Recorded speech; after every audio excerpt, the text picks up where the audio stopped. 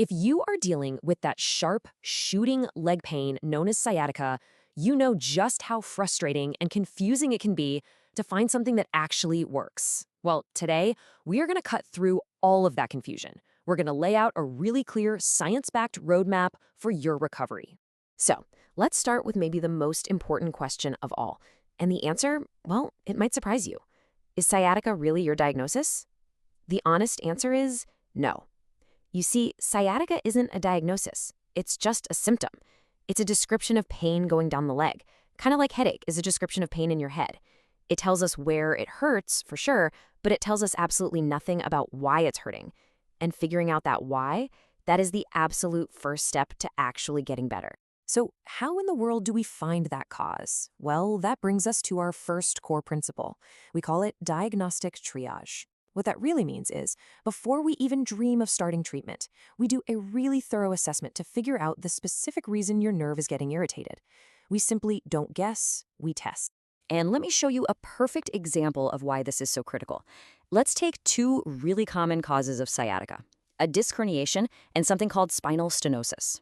Now, with a disc issue, bending backward often feels pretty good. It brings relief.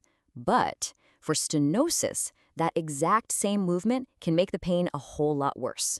They actually feel better bending forward. This shows you in black and white why a generic one-size-fits-all plan doesn't just fail, it can actually make you worse. Okay, so if guessing is out, what's in? The answer is a personalized, multifaceted plan. I want you to think of it like we have this complete toolkit, and our job is to select the exact right tools for your specific problem. And there's a name for this approach. It's called multimodal care. Now, it might sound a little fancy, but all it really means is that we combine different evidence-based treatments to get the job done. The real key here isn't just having a lot of tools. It's about personalizing the plan and strategically picking the right combination of therapies that get right to the root cause of your sciatica treatment. And that toolkit is pretty big. It's got everything from hands-on manual therapy like spinal mobilization to soft tissue work, specialized nerve techniques, and targeted exercises.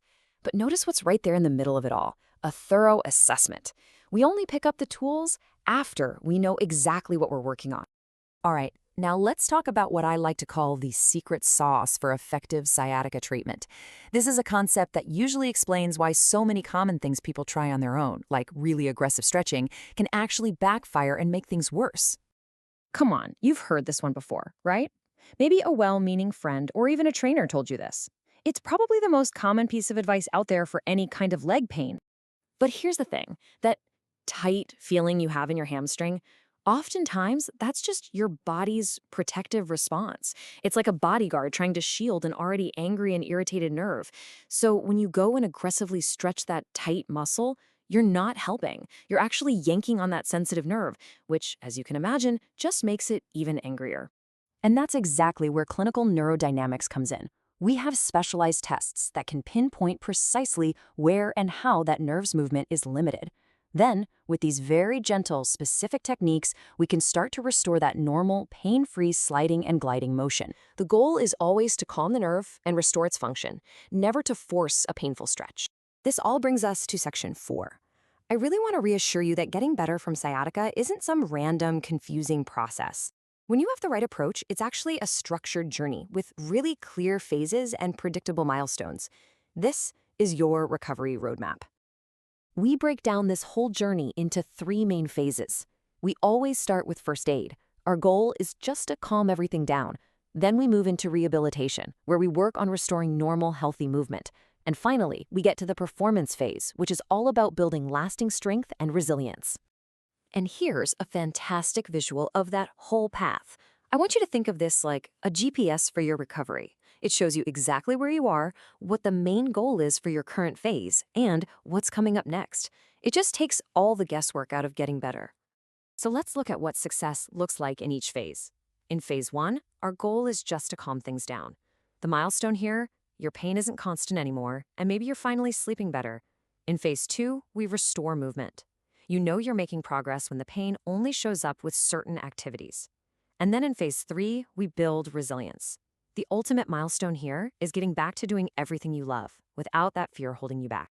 So after following this whole roadmap, where do you end up?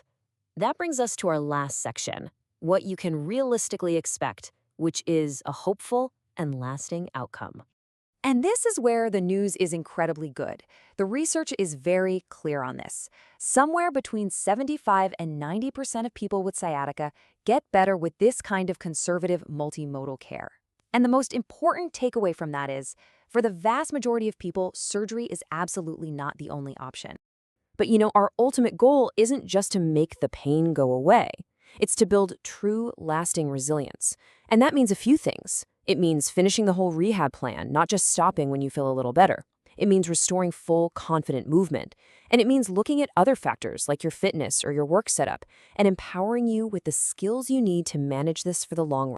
So, I'll leave you with this one question, which I think sums up everything we've talked about. Are you ready to stop guessing about your pain, to move away from all that frustration and uncertainty, and instead start following a clear, logical, and really hopeful roadmap to a full recovery?